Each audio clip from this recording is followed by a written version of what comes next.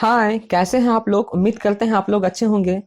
आज मैं एक 7th क्लास का बहुत ही ब्यूटीफुल पोएम मेडो सरप्राइजेस को डिस्कस करने जा रहा हूँ। ये जो इंटायर पोएम है बेसिकली नेचर पे डिपेंड है। बहुत ही मजा आने वाला है इस पोएम में।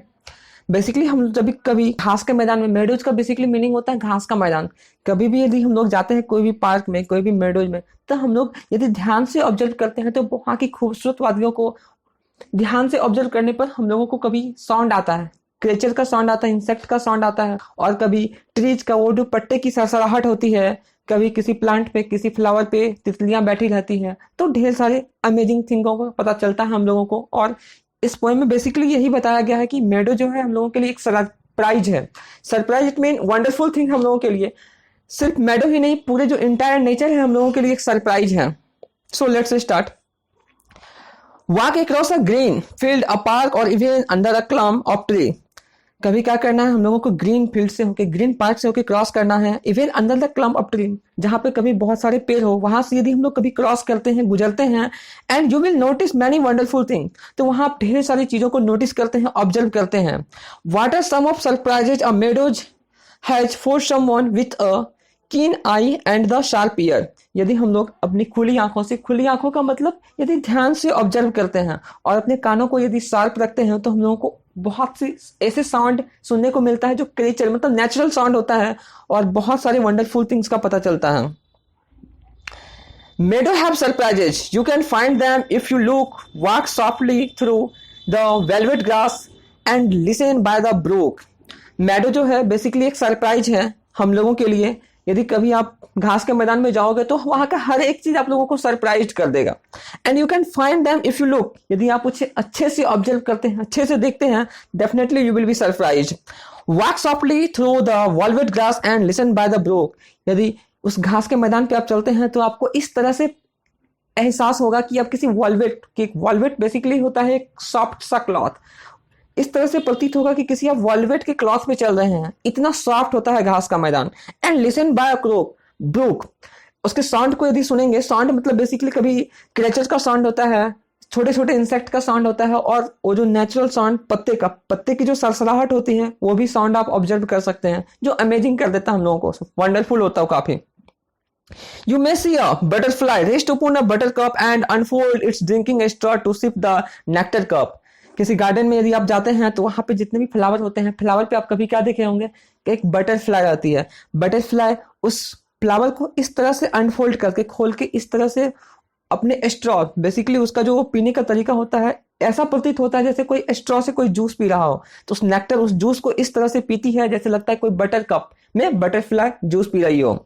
तो बहुत ही मनोरम दृश्य होता है। यू कैन फील, डेफिनेटली यदि आप कभी जाओगे तो आप फील करोगे उसको। वो अलग सा एहसास होता है नेचर के साथ टाइम स्पेंड करना। You may square a rabbit. यदि आप किसी घास के मैदान में जाते हो तो हो सकता है आप किसी रैबिट को डरा सकते हो। रैबिट आपसे डर सकता है बिकॉज वो साइलेंटली किसी एक कोने में बैठा रहता है। आपके पैर के सरसराहट से, पैर के स्लीपर का जो स्टोन होता है, उसे डर सकता है वो। Who is sitting very still, वो काफी काम, एकदम शांत होकर किसी कोने में बैठा रहता है। Thou at first you may not have seen, may not seen him. आपको पता नहीं चलेगा, आप उसे देख नहीं पाएंगे। When he hope you will, यदि वो कूदेगा वहां से, डर के मारे वहां से कूदेगा, वहां से भागेगा, तो आप देखोगे कि ओ माय गॉड, यहाँ तो एक रैबिट था जिसको आप आसानी से डरा सकते हो। तो बहुत सारा यू कैन फील, आप बहुत ही इंजॉय करोगे वहां जाके। A dandelion whose fuzzy head was golden days ago has turned a airy parachute that flutter when you blow. Dandelion basically ये फ्लावर होता है whose fuzzy head were golden a day ago. इसका जो fuzzy head होता है basically golden colour का होता है। Has turned a airy parachute. Airy parachute का मतलब क्या होता है? वो हवा में उड़ते रहते हैं। That flutters when you blow. उसके जो फर होते हैं, उसके जो फ्लावर होते हैं, इतने ज्यादा लाइट वेट होते हैं, इतने ज्यादा सॉफ्ट होते हैं कि यदि आप उसको आसानी से ब्लो फूक भी देंगे तो वो उड़ने लगता। तो वो दृश्य, जो फ्लावर को हम लोग फूकते हैं, वो जो उड़ता है, एयर में फ्लो करता है पैरासूट के जैसा, तो वो बहुत ही अमेजिंग दृश्य होता है। Explore the meadows house, the burrows in the ground, a nest beneath tall grasses that ends amazing mound.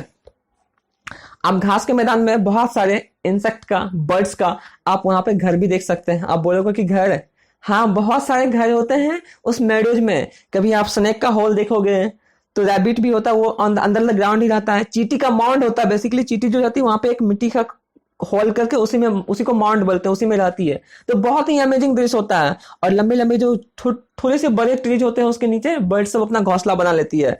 तो मेडो के अंदर भी बहुत सारे हाउसेज होते हैं हमारे नेचर के लिए, हमारे बर्ड्स के लिए, क्रेचर के लिए एंड छोटे छोटे जंतु के लिए, like and rabbit, rat basically वो भी हॉल करके अंदर ही रहता, snake. Oh meadows have surprise. Entire poem में बेसिकली यही बताया गया है कि हमारे जो मेडोज होते हैं, कोई भी घास का जो मैदान होता है वो हमारे लिए एक सरप्राइज होता है, वंडरफुल होता है। नॉट ओनली सिर्फ मेडो, नेचुरल के द्वारा जो भी हम लोगों को प्राप्त है वो हम लोगों के लिए एक वंडरफुल होता है। कभी कभी मेडो में यदि बड़ा सा मेडो है तो वहां पे झील, झरना, आसपास में बहुत सारी चीज देखने को मिलेगी जो बहुत ही अमेजिंग होता है। And many things to tell. और नेचर हमसे बहुत कुछ कहती है। और जो मेडो होता है सिर्फ वो देखने के लिए नहीं होता, वो बहुत कुछ हमसे कहती है। यदि हम उसे you may discover this your self, यदि आप उसे ध्यान से ऑब्जर्व करेंगे, ध्यान से देखेंगे, if you look and listen well, उसको ध्यान से सुनेंगे, तो आपको नेचर बहुत कुछ कहती है। बेसिकली ये ना फील करने वाला, कोई आपको बताएगा नहीं नेचर के साथ क्या होता है। जैसे किसी डॉग का एग्जांपल ले सकते हैं, किसी कैट का, यदि उसके साथ आप ट्रीट करेंगे तो आपको पता चल जाएगा कि एक्चुअल में वो भी हमारे फीलिंग्स को समझता है, नेचर भी हमारे फीलिंग्स को समझता है। तो हम लोगों को भी नेचर के फीलिंग्स को समझना चाहिए, बिकॉज ये हम लोगों के लिए गॉड गिफ्टेड है। वी कैन नॉट, हम लोगों के पास इसका कोई सब्सटीट्यूट नहीं है कि हम लोग इसको चेंज करके कुछ ले आएंगे। प्रकृति के द्वारा जितने भी चीजें मिले हैं वो हम लोगों के लिए गॉड गिफ्टेड है। तो बहुत ही ब्यूटीफुल पोएम है ये, नेचर बेस्ड है। जो ये लिखा गया है एलवी फिलिप्स के द्वारा लिखा गया है, बहुत ही ब्यूटीफुल पोएम है। I really like this poem. So उम्मीद करते हैं आप लोगों को भी अच्छा लगा होगा। Till then take care, be happy, हंसते रहिए, मुस्कुराते रहिए, आसपास साफ सफाई रखिए, पेड़ पौधे को पानी दीजिए। Thank you so much.